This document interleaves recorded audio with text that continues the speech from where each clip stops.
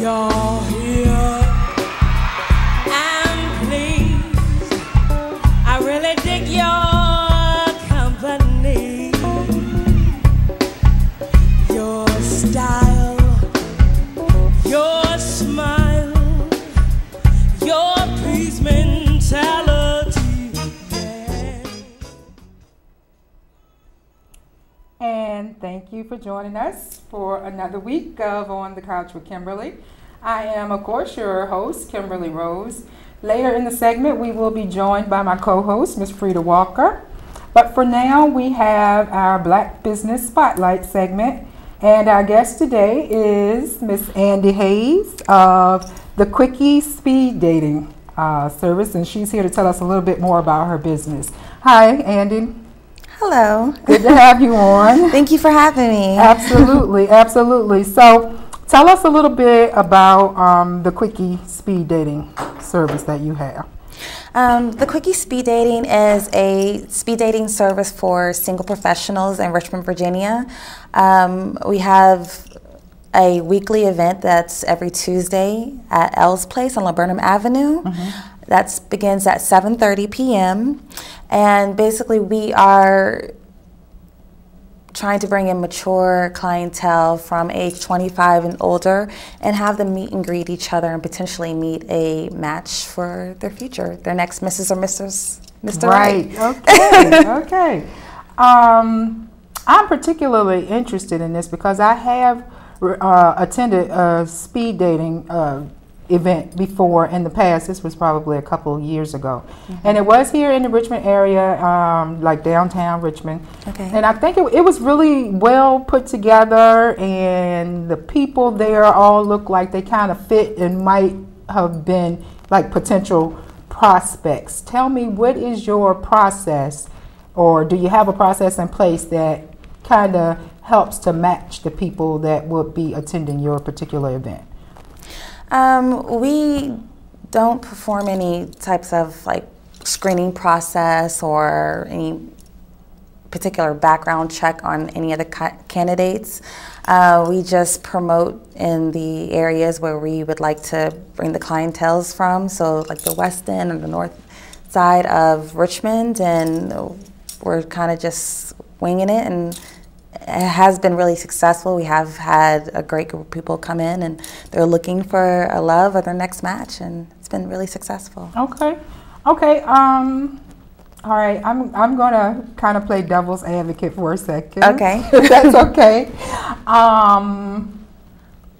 Someone like me, like you were trying to match me with somebody. Mm-hmm. If these people that are attending the events are just random people, how would you know, like, if some guy wouldn't come in there with his pants hanging off his butt and gold teeth across the front, you know what I'm saying, and just totally out of that realm of Mr. Right, possibly for me?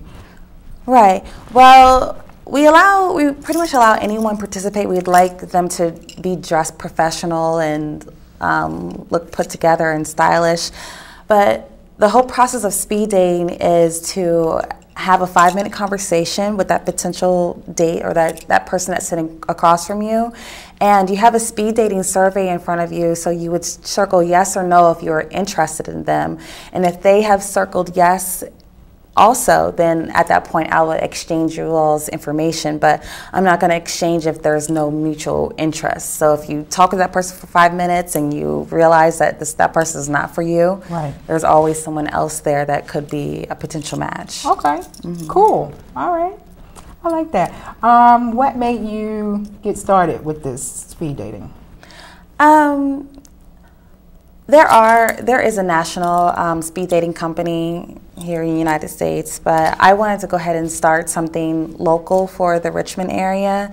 Virginia is for lovers. Yes, it is. And I just felt like this would just be a great city, the heart of Virginia, a great city to get people together. And I'm really trying to market towards people who are working professionals who work a 9-to-5 job or even longer hours, who don't want to go to the club scene or to a bar, who wants to meet someone who is looking for something just like they are. Similar. Yes. Yeah. Absolutely. That probably is more prevalent now. That it's just harder these days. So you have to work more. You work longer hours. A lot of people have more than one job. And that's really tough if you got, let's say you have two jobs that you're working. There's really no time to look for love because you're always at work. Right, and everyone deserves love. So absolutely. That's why I'm here. Absolutely. Okay, she's our local love broker, okay? Okay, that's really interesting. How long have you been doing this? I've been in business for about a month and a half. So I'm pretty much just in the beginning stages of trying to promote the business. But I see a really long future in this, and I have goals and things set in place, and I'm just excited about the positive things that are happening with the Quickie. Okay, that's awesome. Okay, so what is your, vision? Where do you see it within, let's say, 2 years from now? 2 years from now, I'm looking to have more than one event during the week at another location within Richmond. I am open to bringing on other businesses and establishments who would like to hold a speed dating event, whether it be once a month or weekly. Long-term goals, I'm hoping to go national. Next stop, maybe Atlanta, Georgia, Arizona, wherever people are looking for love. I want to be able to expand and hire people in those states to perform the service. Okay. Well, it's funny, but actually I thought about doing what you're doing, which is what made me so interested in your business. I said the same thing. I saw that it looked like to me there would be a market for it because, like you said, everybody's so busy, especially professional people, that there's not always time or the right setting or the right place or happening to really meet someone that you might think you would be compatible with. And so I wanted to do something like that too. Now let me tell you what I did. I went on Facebook, which is the way people communicate these days. Which is the way we all talk to one another, and did like a survey. And the response back from the survey was really good. Like I had guys and girls both saying that, it would be something that they would be interested in. But when it came time to kind of really make it happen and put it into place, I wasn't getting the same response. Have you found? Well, that has definitely been a challenge because the concept of speed dating, I believe, is so new to the Richmond area. People are apprehensive because they're not really sure what it is. They are apprehensive because they're not sure who they're going to meet or who they might see there who's also looking for a potential match. And so it's just an understanding of what speed dating is, and then getting the nerve to say, hey, I don't have time to go to the club or just meet some random in the grocery store. I really want to be serious about meeting someone for my future. And once they get over that hump, then I think Richmond will be more acceptable to the idea of speed dating. But from everyone who has participated, they have been so they've said they had a great experience, and even if they didn't meet a match at the event, they were able to talk to people and network and social with other people within a professional world. So just socialization is awesome. Yes. Okay, tell me what differentiates you between something like a Match.com. Well, Match.com, they basically give you a list of likes and dislikes, and they make you compatible or line profile. A profile, and they see they're compatible with someone else who may have the same likes and dislikes. And they charge you a fee for about 6 months. I believe it's like $30 or $60, which is outlandish. But this this method of speed dating wastes no time of trying to log into your computer, remember your password, and look at all the potential matches and their pictures and whatnot. And this is just real personal. And you really get a feel of somebody's personality through a 5-minute conversation as opposed to having to fill them out on the internet, which you can meet a bunch of spooks doing that anyway. Right. I totally agree with you. Right. I want to meet my spooks in person.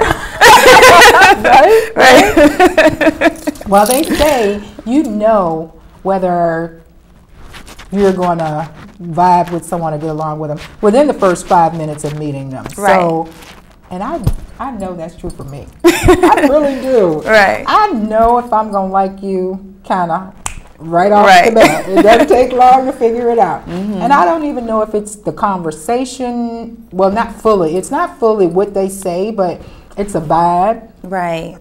It's just a feeling, like being around that person. Like some people you can meet and you feel like you've known them forever. Mm-hmm. You know what I mean? Like instantly. So definitely had that feeling. I don't know about that love at first sight thing. I'm not sure about that, but I just know that you feel a connection or electricity or something when you meet that right person, right? Yes, that's great. Okay. Yeah. Is there anything else you can tell us, like how to find your business? Where do you advertise?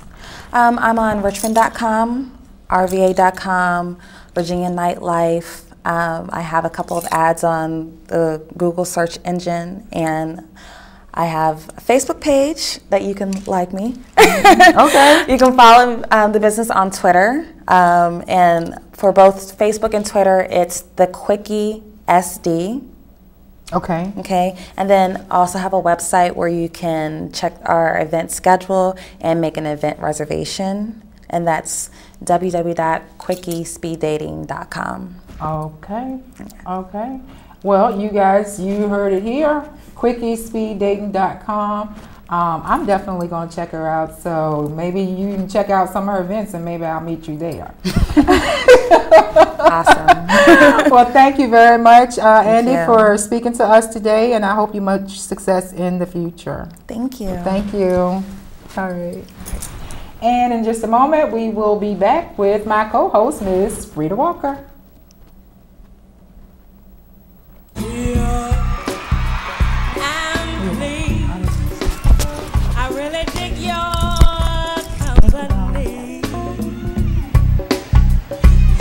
Style, your smile, your peace mentality, yeah. Lord, have mercy on me.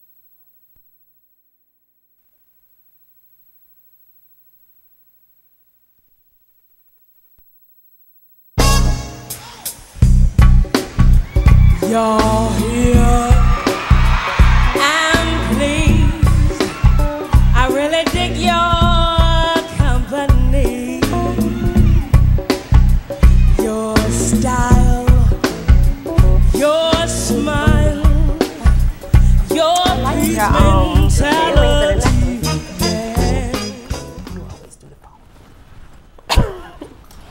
And we're back with my co-host, Ms. Frita Walker. Hi. And you are on the couch with Kimberly. Oh, speaking of which, Couch. we're normally on the couch, literally, with Kimberly, but today, not so much. But that's all right. We still on the couch with Kimberly, okay? Callers, we are going to get into some stories. I'd like your feedback and questions on any of the stories. Let us know what you think. And we're going to jump right into it with one that I found really interesting. Swimming in your sleep. How a woman in Idaho did it. Okay? Where you find that face. Where you find this at? I mean, okay, go ahead. Tell your story. All right, listen to the story. You may have heard about the 31-year-old Idaho woman who last week woke up after sleep swimming in the Snake River. She was found suffering from hypothermia along the shore. It was the second time she had did it this summer. It sounds ridiculous, right? Frita?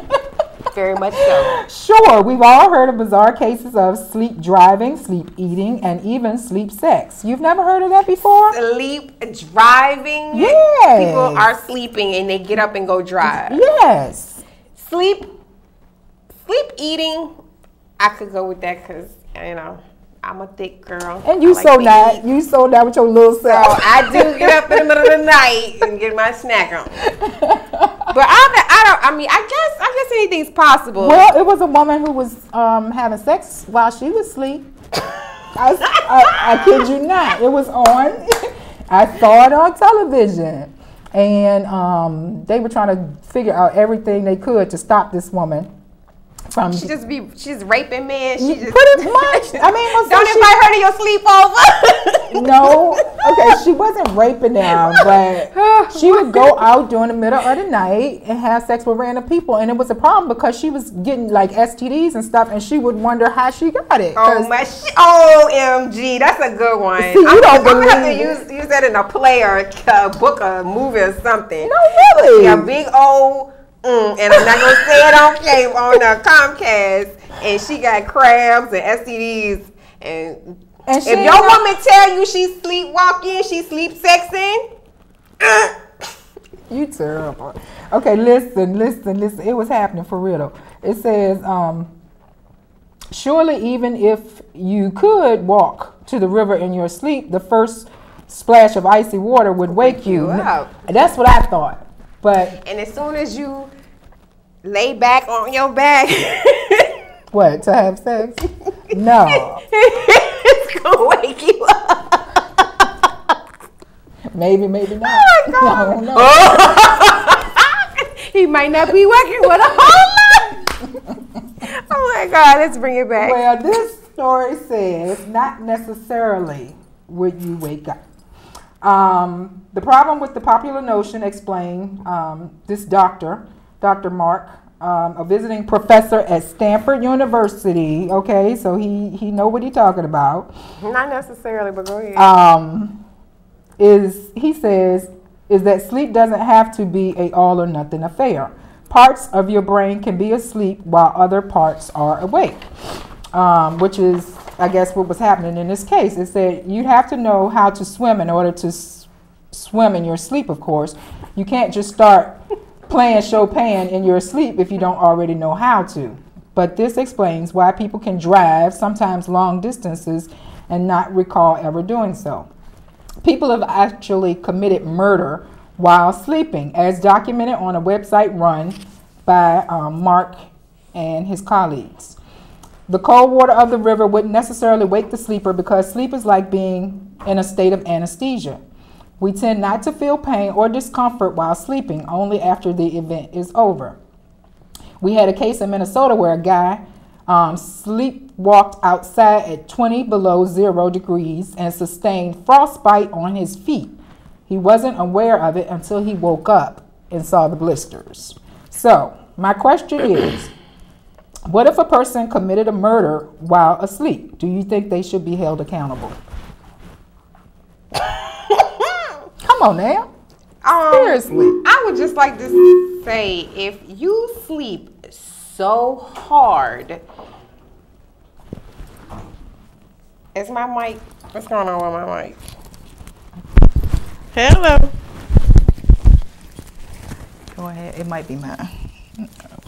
Go ahead. Okay. If you sleep so hard that you can walk in freezing water, is it that she did? She walked in and got blisters, and you can let somebody have sex with you, and you can drive a car. You got a problem. Like, maybe you need to seek some serious professional help.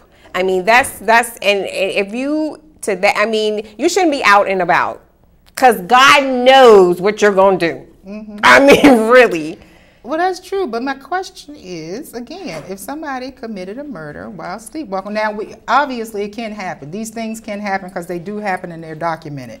These people are asleep. At least part of their brain is asleep while these actions are happening. If someone was supposedly legally asleep doing an event, Legally asleep. yeah, like the doctor has Diagnosed them with that Okay. they have this problem, Okay. and let's say something happened and they kill somebody. Do you They think? in a car, they could run into Yeah, they could somebody run over or- somebody or something. Do you think they should be held accountable? You and these questions. Where do you find this stuff? I don't know how to answer that. I really don't, because So if you were on a jury, you'd be hung. yes, I would be hung. Because obviously they have a problem, and they should be locked up somewhere anyway. I mean, they should be in some type of confined quarters. She gonna lock the people up I because mean, they got a medical they're dangerous. diagnosis. You lock up schizophrenics, don't you? And you lock up murderers. Only until they think they done treated you, and then they let you go scot-free. Okay, well, look, if you have a problem where you are not aware of your actions, then there needs to be some type of control in place to control you, to manage your behavior. I mean, yes, they need to get locked up. Okay, so you say they're guilty anyways. I mean, they sick. Sick people go to the hospital. They just have to stay there a long time. Okay, well that's Frita's opinion on that. Okay, guys. I mean, what do you think they should be held accountable? Yes, I do think they should be held accountable, and I say that even though were I a judge or something, and I could say, well, they need to have some kind of punishment for their action. However, I wouldn't give them the same punishment I would give someone who did not have that diagnosis. So I'm sick, and you're gonna punish me for it? You killed somebody, yeah. Okay, but I'm sick. I have a problem. I'm sorry that you're sick, and we're gonna work on your problem. They have people that kill people on death row for like ever.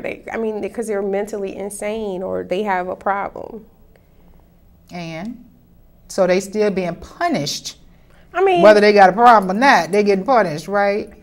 Crazy yeah, people that eat folks but that's what I'm and saying. chop They them would up and be eat them, they locked still go to up jail. beforehand. I think to me, I don't know. I think when you are diagnosed, you would start to put something in place to help you with that problem. That's true. I agree. So there should be treatment, but so you think the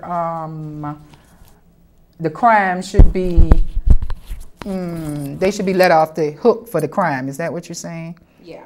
Okay. Really? Well, I disagree. So please call in. That's story number one. And we have a yes and a no. Yeah, we got a yes and a no. Tell us what you think. Give us a call. All right, so that was the first story. Second story is about a Missouri pastor accused of peeping into a bathroom window. Okay, somebody wants to talk about the sleep swimmer. You're on the couch with Kimberly. Good evening. How you doing, Kimberly, Frita? What's up, Shaw? How you doing, Shar? What's up? What if you call somebody at night while you sleep and you don't know who you calling? And say what, Shaw? Depends on what you say. Yeah. What would you say? Yeah. He don't want to say what you say. Yes, that's how you know. That's what men do. They laugh with a little sneaky laugh. Yeah. But I don't know if somebody gets run through freezing water while they sleep. I know it, right? That seems just a little crazy. Yes. Okay. We having some technical. So that's all I want to know. Sometimes I be calling people at night, waking them up, in my sleep. Really? Well, you might want to get that looked into then. Are Okay. y'all having some kind of secret conversation or something like? No. I'm serious. I'm serious. Ain't no secret. We talking on air right now. Ain't You no secret. call Shaw, come on. You call somebody You know. in your sleep. You sleep and you just pick up the phone and just start dialing the telephone. Honey, Yeah. everything is on speed dial now, honey. So you ain't got to dial nothing. You just push the button. Oh, my bad. Right. Yeah, so I know people can do stuff while they sleep, but I can't go for the running through the ice water. Okay. Thank you. You know, right? It's All right. crazy. All right. So the preacher is playing peekaboo in the window. All right, let's get back with the preacher. A Western Missouri pastor is accused of peeping into a bathroom window of a woman around the time she was taking a shower. Platte County prosecutor Eric Zane said 39-year-old Kelvin B. Lambert was charged Wednesday with trespassing and attempted invasion of privacy. Zane says Lambert was taken into custody Tuesday after a witness saw him standing on a plastic lawn chair and looking into the bathroom window in Platte City, where he is the pastor of Second Baptist Church. Is he black or white? It didn't say. But he's the pastor of Second Baptist Church. That's all it says. I know he's a pastor. Deputies were called to Timber Park neighborhood around 6:20 in the morning after seeing a man running between houses. 6:20 in the morning. He a early bird peeping Tom. Exactly. Well, that's when the people getting up, getting dressed, taking a shower. And okay, it said the prosecutor's office said Wednesday it wasn't clear whether Lambert had obtained an attorney. He did not immediately return phone messages left for him. My question is, what impact does a story such as this have on the church and community, if any? Wow. What impact do you think it has? Well, for me personally, the impact that it has is, I don't think I've ever really said it since we've been on the air, but I was raised Baptist.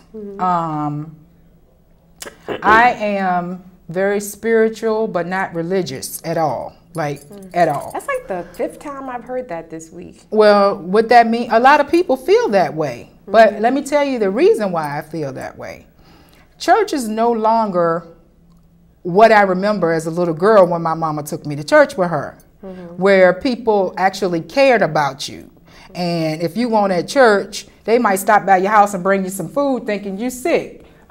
Sister so-and-so, we just wanted to make sure everything was okay. It was like a family. It was a second family or an extension of your family. But today, I don't think you get the same thing. Well, I don't get the same thing out of going to church. I just don't feel that connection anymore. I feel it's more, I don't know. I just have no faith in the pastors anymore. I mean, like them being the people that they're supposed to be, an example for their parish. So stories like this make people like me, make people say, I'm spiritual, I believe in the Savior, whoever you might call him, Jesus, Allah, or whatever you call him, but I'm not religious because I don't attend church on a regular basis. Well, I think, people always want that family and that unity and that communion, but in any relationship, you have to put time in. You have to commit. I go to church. I'm not going to say what church I go to, but I work in a ministry, and I worked in that ministry for a number of years. And when I don't come to church, my church family does call me. So I think it's really just finding something that you want to do in the church and doing it, and just you have to make those relationships because you're not going to get along with everybody in the church. And I think people get caught up into not understanding that nobody in the church is perfect. Everybody in there is sick. This lady told me on my job one time, she says, because I was going from church to church to church, Trying to find the right fit. Yeah, trying to find a church home. And she said to me that, a church is like a hospital and everybody is in there sick. Everybody is trying to get well. So, they're people. Just because they're in the church does not make them any better, any perfect, or any different than the average person you see on the street, because we're all striving to be better. Exactly. So, but see, then that was just an example what I gave you about the church family. That's just one of the many things that, makes me want to stay at home and read my Bible and pray by myself. But the other part of it is, it not only does it not feel like a family because there's no connections, because like you said, of course, you could join a ministry, there's choirs, sometimes they have dancing ministries and all kind of things for you to do. But Still, I don't feel that it's genuine. I feel like the pastors sit in the pulpit and say things, and the people in the congregation say things like, you ain't going to be saved. You ain't going to heaven.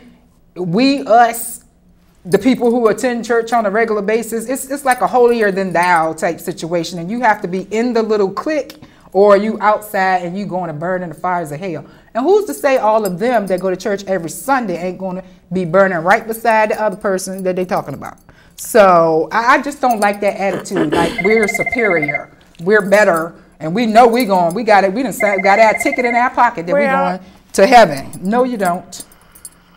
Go ahead. Thanks for calling On the Couch with Kimberly. Hey, how you ladies doing? Fine, wonderful. Thank you. Okay, listen, really interesting. This whole concept of church. One of the things that's very interesting about it is that historically, when you look at churches, that there was no physical buildings in terms of church. That churches essentially were any place people meet in order to do fellowship, for lack of a better term. More than one of that. That's the first thing. Right. And the other thing is that I remember there was a series I was reading called Slaves in the Quarter. In any event, what is about essentially was that during the times of our enslavement here in the United States, that what happened was that the churches that were created by the white slave masters only allowed certain kind of messages to be conveyed to their flock. On the other hand, those Africans who were conscientious, who understood the reality of the situation they were confronted with, snuck away in what was known as hush harbors, in which they sat around and they talked about spirituality. But the difference is that when they talked about spirituality, they talked about actually not only helping one another, but in terms, they also talked about understanding the material conditions that you live under. So therefore, they embraced the spiritual as well as the political. And so therefore, those slaves who were a part of the hush harbor, much more conscious, much more energetic, much more intellectual in their pursuit in terms of the truth, as opposed to those in the churches who were conditioned, didn't want to know the truth, were told what to think and how to think, in fact, believed what they were told what to think and how to think was in fact what's truth.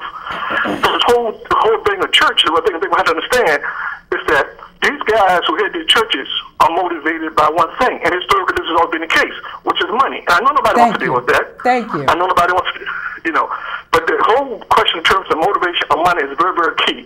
In fact, there's a real schism in terms of being a theologian and actually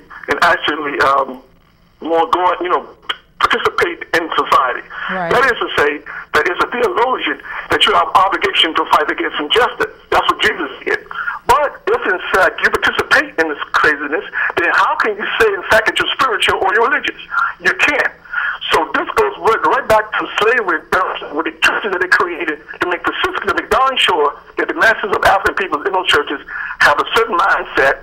We're in a position to work together. We're in a position to make critical analysis in terms of improving their condition. So this thing of churches is that I think just being at home, you just got to understand that this is just nature beast. These guys are who they are. And if you think that they're going to do somehow above board, they're somehow more spiritually inclined than others, then I think that'd be a disingenuous thought. These guys are motivated by money, pure and simple. And some of them will tell you that. Some of them won't, but some of them will tell you that.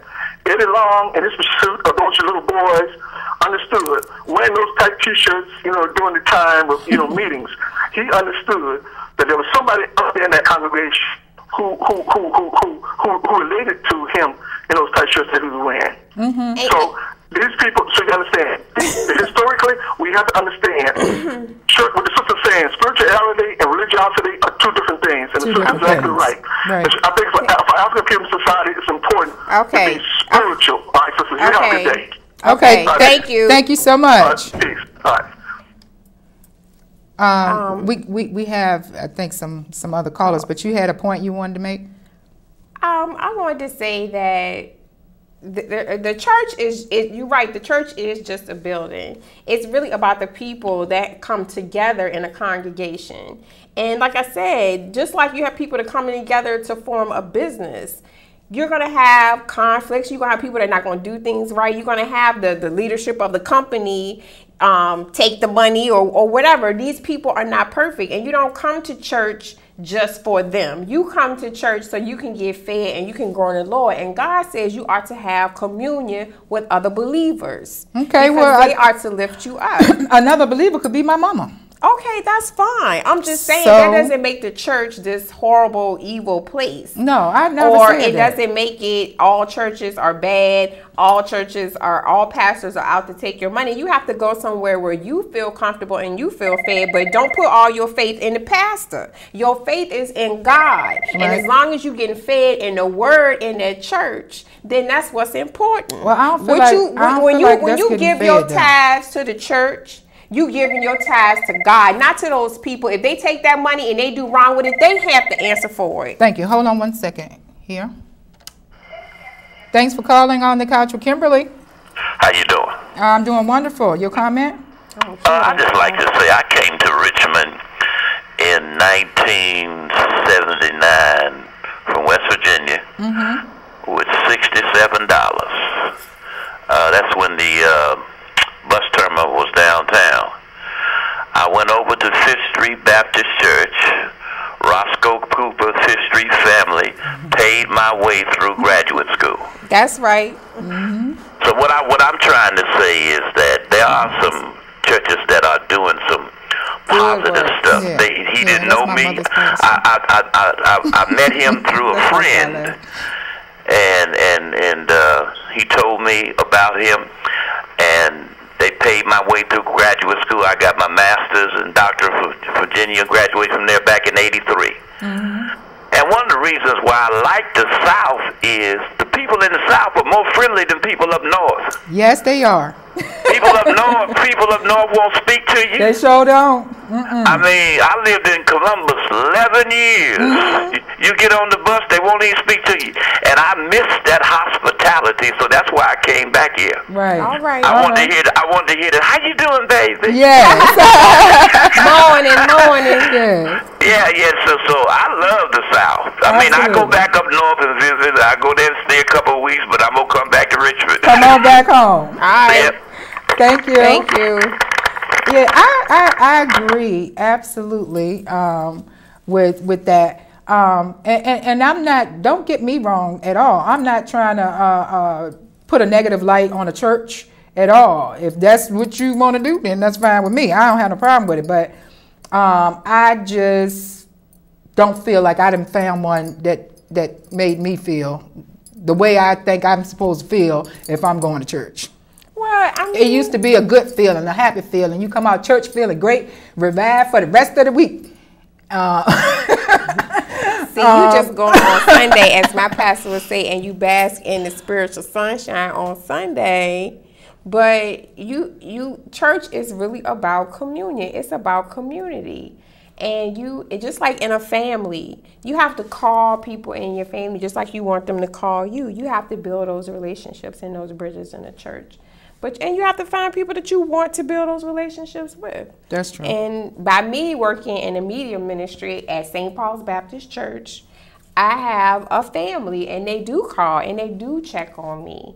And my aunt, she was there before the pastor was, and she's been in the hospital. And her friends from her church group goes and see her. Well, normally that's what the church does. I thought. They do. They do a lot of those good things, but even still, it's because she attends me. She does things in the church. It's about community. So, well, I agree. I agree with what you're saying. I just still don't like some of the ideals that are dished out in the church. why you take the good from the bad? Yeah, and just their whole thought process of they know who going to heaven and who not. Like, I'm gonna tell you, when my father passed away, at his funeral, now this was not his church because he didn't belong to a church, but he was buried at like one of his family's members' churches.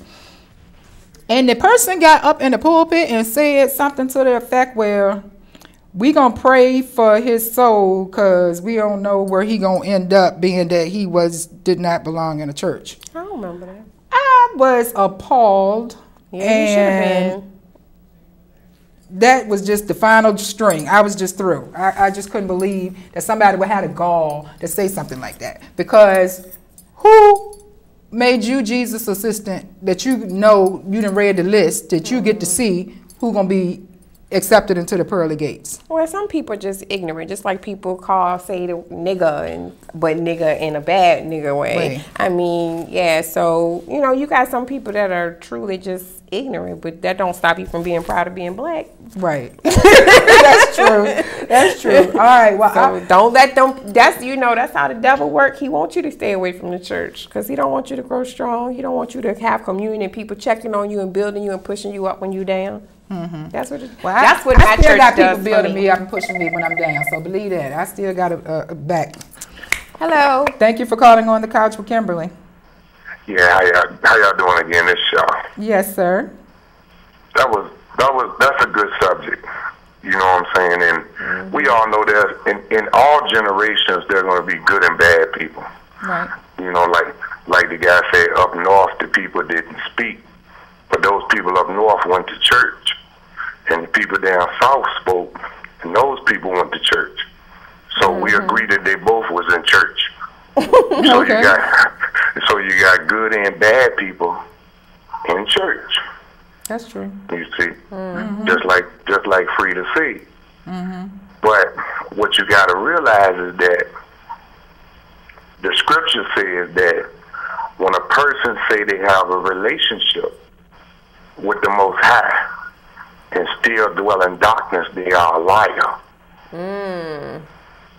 In Proverbs chapter 30, verse 12 says, there is a generation that is pure in their own eyes, but have not been washed from their filthiness.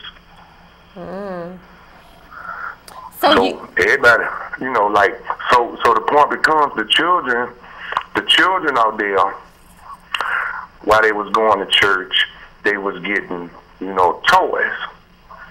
And the toys became intelligent gadgets. And now they're detached away from going to church because of the toys that they grew up playing with. You see what I'm saying? So the kids are looking for something, you know, that looks real. So when you have people in positions in church that are not real, or that they still have fellowship with darkness, and they liars, then the children say, ain't no sense in me going to church. Okay. So that generation becomes lost and destroyed in the streets. I totally because they agree. can't find somebody that's going to stand in the gap. Okay. And keep it real. Okay. You know just keep it real. Thank you for your comments, y'all. All right. Okay. I mean, and I thought he was going to go somewhere else with that, but I mean, I think church played a very important part in my upbringing and making me the person or the kind of person that I am today, because in the South, you got to go to church on Sunday. You sure do. I mean, that's just... Your mama going to take you, your auntie going to take you, grandma going to take you. You ain't got no choice. You're going to church on Sunday. And I mean, in Emporia, where I'm from, we be all day. We go to Sunday school in the morning. We go to the sermon that afternoon, and then you go to Bible study. Bible study in the morning, and you do church revival in the evening or whatever they would have going on. And hey, caller, thanks for calling. Hi. I just wanted to say that I think that some churches kind of get lost in the money. I went to a conference in D.C., and the conference tickets were $40. And there were actually people like outside the convention center like wanting to get in, but they didn't have enough money to like buy the ticket. And it's kind of making me feel like church is getting away from what we're supposed to be doing, drawing people in. Exactly. We're getting lost in like the book sales and the conference, which are the conferences and the concerts and, you know. Movies. Don't forget the movies, child. They got movies and everything. Well, wait a minute, because you know what, money. Go ahead. Not everyone wants the mega church thing, you know. Some people really just want a place to go to get some food, to get some shelter. I just feel like we're getting lost in the limelight-ish. Trying to be too much like the world and too much like secular businesses when we're not. I agree. Thank you. Thank you. Thank you. Bye. I totally agree with what she's saying. And besides that, I want to see a poor pastor, because Jesus was poor. If we try to be like Jesus, you ain't supposed to be all rich with all of these worldly possessions. Jesus wasn't rich. He gave away everything he had. So how come our preachers got big old fancy houses and fancy cars and Rolexes and all of that. That's not being like Jesus. That's why I stay home and read my own Bible and get on my knees and pray myself. Thank you very much. And moving on to our next story. Okay. A football coach gets a beating. Oh, this was a good one. What would you do if your 8- and 9-year-old sons claimed they were sexually molested by their football coach? If you're Lakeisha Richmond, then you beat the coach with a baseball bat. Lakeisha Richmond of Memphis spent a few days in jail for attacking Tony Massey, who she claims touched her 8- and 9-year-old sons inappropriately. That's just, I can't even comment on it, how horrible I think that is. She says it's normal for the kids and their teammates to spend the night at one of the coach's houses, but she became concerned when the head coach called her Saturday for a meeting with Coach Red. I guess that's the assistant coach. It's only then that she and her children were, that she said her children had told her what had happened. My 8-year-old son said he wanted to play hide and seek, and that Coach Red grabbed my 9-year-old's hand and put it on the coach's private part. And my 9-year-old said, told the coach, "That's bad, that's nasty." And the coach said, "No, this is what college people do." On her way to the meeting, Richmond saw Coach Red, the mommy's name is Richmond, and couldn't hold back. He was running away, said Richmond. I didn't say anything to him. I just blinked out when I saw him. All I could see were my kids being hurt. Neighbors say Richmond chased the coach down the street to a neighbor's carport and then started beating him with the bat. Richmond says she did call the police to report the coach, but everything happened so fast. So evidently she found him before the police got to him. I was hoping the police made it there before I did. Unfortunately, that didn't happen. He was saying he didn't do it and he was sorry. Well, if he was sorry, what was he saying sorry for? And she said, as she was hitting him, that's what they were telling her that she was saying. What you sorry for? Why you keep saying you sorry? If you ain't do nothing, you ain't sorry for nothing. So, hold on 1 second. 1 second, caller. Just give me 1 second. In her mugshot, Lakeisha is smiling, but she may be convicted of aggravated assault, and that's nothing to smile about. If convicted, she could serve up to 15 years in prison, leaving her 4 children alone. Supporters have set up a legal fund for her at Bank of America called Benefit Account for Lakeisha Richmond. ABC 24 says 8 other children have now come forward with the same allegations. Caller, what's your... Oh, we lost them? Okay. So what do you think about that? Set Lakeisha free.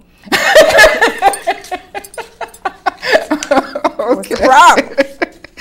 Well, she didn't kill him. No, she didn't kill him, but he was in critical condition, and then he got out of critical condition, but he still was in pretty bad shape, serious condition. Now his new status is serious condition. He's not critical anymore, so she must have wore him out. I bet he won't touch any more little children. Good point. Good point. I mean, what? I don't understand what the problem is. Let Lakeisha go. Let Lakeisha go. Okay. Thank you for calling On the Couch with Kimberly. How you doing today, ladies? Wonderful. Hi. Wonderful. I was calling about the guy who had abuse in terms of the child. I definitely think that in our community we need to talk about predators. In our communities, we have people like this in our communities, and we need to discuss it. Because if you can go onto the website, you can look in your own community to see how many people we have in our community who have been convicted of sexual crimes against children, and we need to know who these people are. So as a mother, she did what she had to do for her children. We need to start taking it seriously, because what's happening is there's a lot of mentally sick people, sexual prisoners, that's what I call them, who have take over and take advantage of situations with children. And it needs to be taken care of quickly because it's happening more and more and more and more and more. Every day. And you know what, children are being assaulted at young ages, and they grow up, and they have all these unresolved issues that they never deal with, you know. But true. We need to teach our kids, too, that it's not just a stranger. Because we will tend to trust people. I mean, that's just natural. If you have a teacher that's helping your child, and say your child is failing, you have a teacher that helps them out, you're going to trust that teacher to tutor him. You know what I'm saying? So, you know, we need to teach our children that whoever touches you, it doesn't matter. Right. Mommy, daddy, Uncle Jim, Grandma Lucy, your coach, whoever it is, it's wrong, and you need to tell it. Because I think if a child feels like there's a relationship, they don't want that adult to get in trouble, then they be less likely to tell it. So that's why it's easy for a coach or a teacher or a family member to do that. Yeah, and I think, you know, she need to be supported, because a lot of times you wait for the system, the just us system, to come and take part and do what they need to do. But a lot of times it goes on and on and on and on. And she needed to knock him upside the head to remind him, you're not going to abuse my children. And that's divine justice. There's nothing wrong with that. You know, so that's just how I feel about it. You all have a good night and keep doing what you're doing. Thank you. Have a good one. You too. Okay. That story, I think, is so significant. I just want to reiterate that if you want to support the mother, it's a fund set up at Bank of America called Benefit Account for Lakeisha Richmond. So that's how you can show support, because she's going to need a little help with her legal counsel to keep her out of jail. And being that she got 4 kids to raise, we don't want to see her behind bars for 15 years. So. For defending for doing her job as a mother. Absolutely. The next topic I want to talk about is defending again, but this time defending your woman's honor. Okay. Should you defend your woman's honor? Okay, the question is simple, but it can also be complex, which is why it comes up all the time. Let's be clear. If someone disrespects your woman, they are disrespecting you too, because you should feel that your partner is an extension or a representation of you. But let's see, it says, if you're walking down the street and some random guy yells something like, you have a nice behind, but they're not going to say it like that. You know what they're going to say. Is that something that you would want your man to step in and say something? Now, you know what? I don't know. I'm a big love and hip hop fan. Okay. I'm just going to admit it. Okay. And Scrappy defended Erica's honor when Stevie J called her. Yeah. And Mama D, she really didn't help the situation, because she just kind of escalated how much you need to handle that. I'm going to put my paws on them. Hold on, Carla. So I can appreciate that and I can respect that, I guess. But you know, I would never want to put my man in jeopardy or put him in a position where he would get hurt or injured. Right. So I don't know. I think that's a good thing. You want to defend your woman's honor, but I guess it depends on what the circumstances. Well, I'm going to disagree, because I don't think it depends on the circumstances, because I would be happy for my man to, handle the things the way Scrappy handled it. I mean, he went to confront the man. You disrespected my baby mama. You call her out her name. And I'm going to tell you something. He wanted to fight. He came there to fight because Stevie J apologized. He did. And he started off with an apology. Yeah. So, okay, caller. We don't have much time. Yeah, this is Shaw again. Hey, Shaw. Let me tell you what I would do. I'll palm that ass and say, I know you wish you could do that. What you talking about, Shaw? Okay, thank you so much. I ain't going to jail. Me and my baby going home. Gotcha. Okay. All right. Well, that's cool. Thank you. Well, excuse me. That's another way to handle it. He said, instead of like running up on a dude approaching him because he said something stupid to his woman. He said he would just grab his woman by the booty and say, I know you wish, but I know you wish you could do that. I like that approach because he's handling the situation without it getting to a point where he got to be grabbed. His woman, not the other guy's woman. No.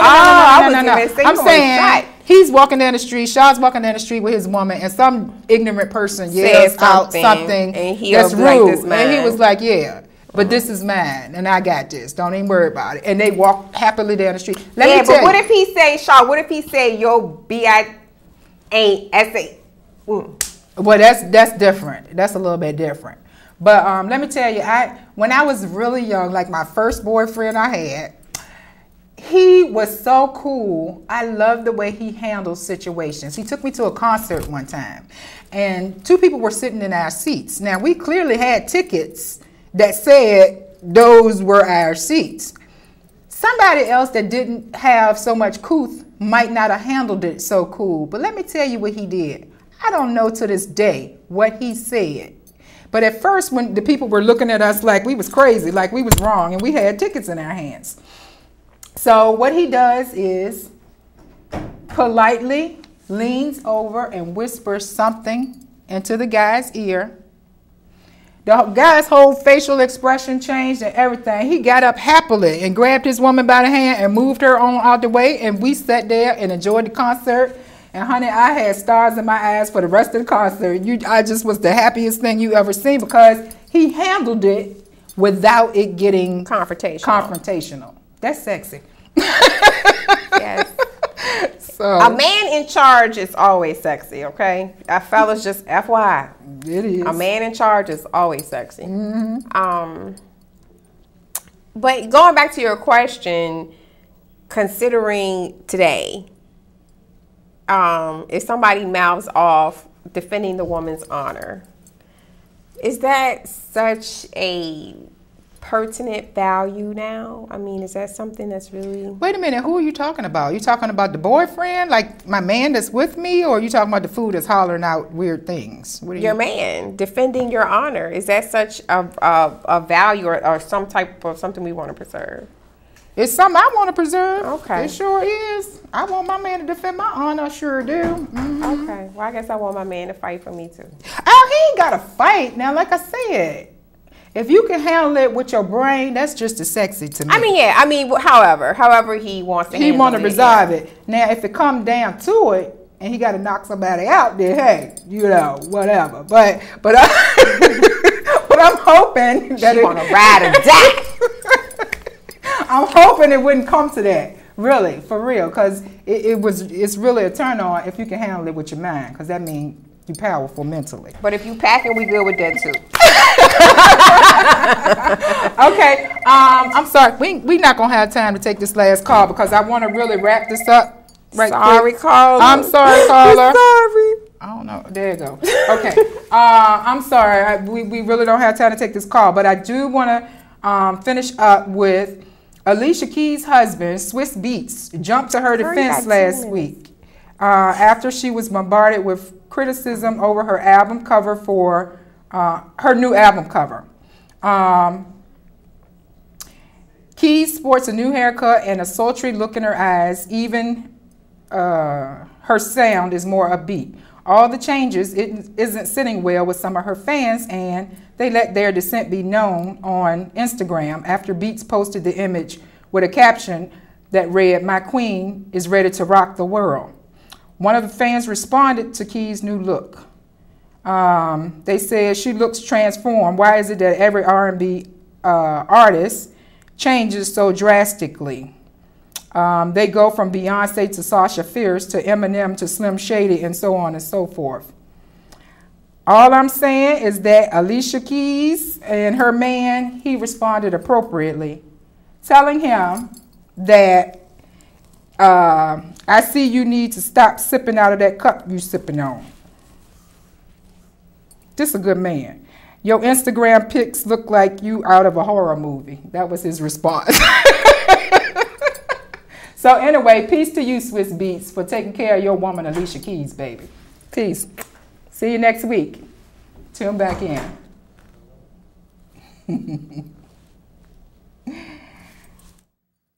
I want a man like Swiss Beats.